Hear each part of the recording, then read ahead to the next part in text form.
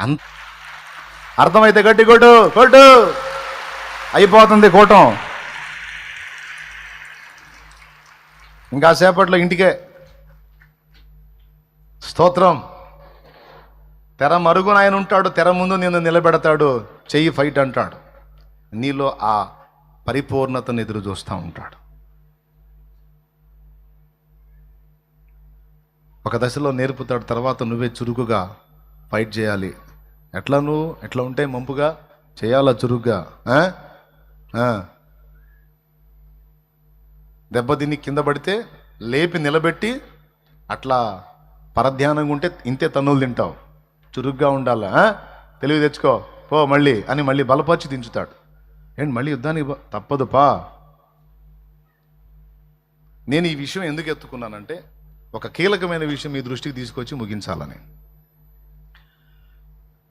దేవుడు నేర్పుతాడు, నువ్వు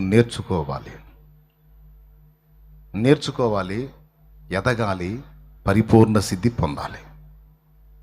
పొద్దస్తమానం నేర్పు లేని పిల్లకాయల్లాగా మనం ఉండకూడదు. దేవుడు దాన్ని ఇష్టపడడు. మనం నేర్చుకొని